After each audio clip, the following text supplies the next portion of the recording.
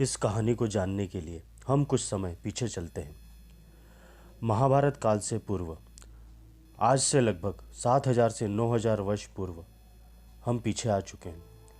चंद्रवंश के राजा नहुष के पुत्र ययाति का विवाह असुरों के गुरु शुक्राचार्य की पुत्री देवयानी से हो रहा है।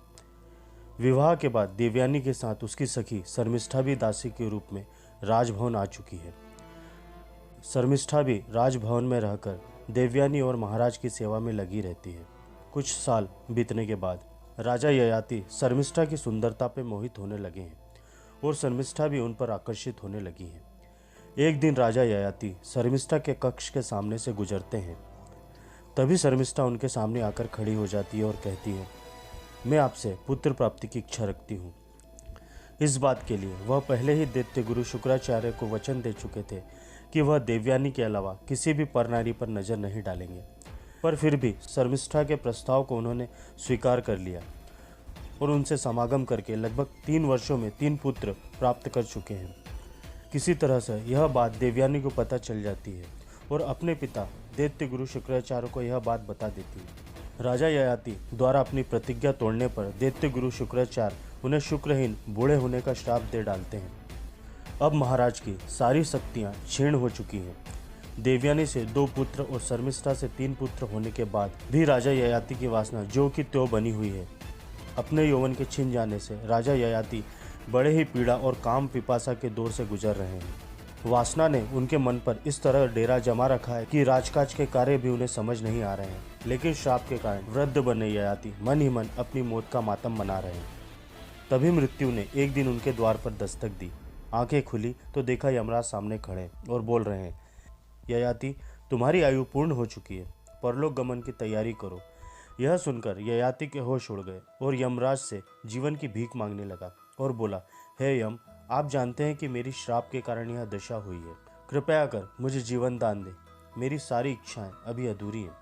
आखिर ययाति की वासना याचना बनकर निकल गई। यम बोले, ऐसा नहीं हो सकता ययाति, हर मनुष्य के जीवन में एक निश्चित समय होता है।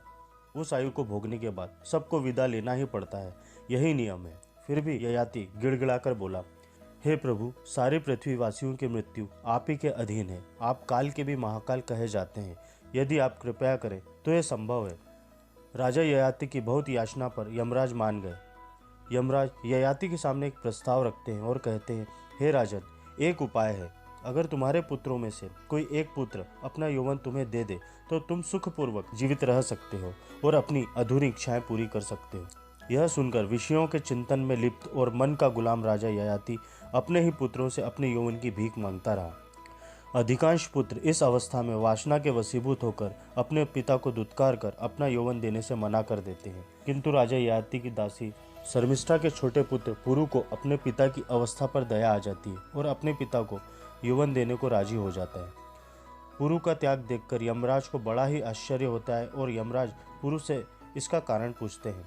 तब पुरु कहता है, सांसारिक भोगों की आसक्ति ठीक नहीं है, क्योंकि मैं अपने ही पिता की दशा देख सकता हूँ और कल यह दशा मेरी भी होनी ही है।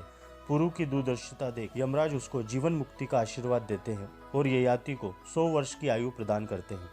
100 वर्ष बाद यमराज फिर लौटे और देखते हैं राजा ययाति कई रानियों के साथ सैकड़ों बच्चे पैदा करने के बाद भी अतृप्त दिखाई देता है। ययाति फिर से अतृप्त इच्छाओं की पूर्ति के लिए जीवन दान देने के लिए याचना करने लगता है। यमराज ने फिर से वही प्रस्ताव रखा।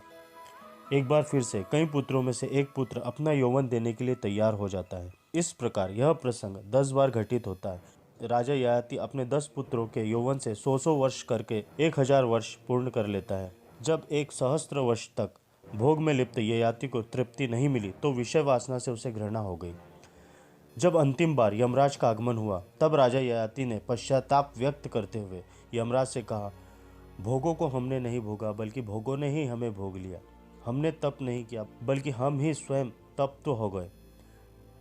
काल समाप्त नहीं हुआ पर हम ही समाप्त हो गए और तृष्णा कभी जीर्ण नहीं हुई पर हम ही जीर्ण हो गए। हे देव, भोग और वासनाओं के कुचक्र में फंसकर मैंने अपना अमूल्य जीवन व्यर्थ ही बर्बाद किया और इस तरह पश्चाताप करते हुए अपनी बची हुई आयु अपने पुत्र को देकर वन में तपस्या करने चले गए।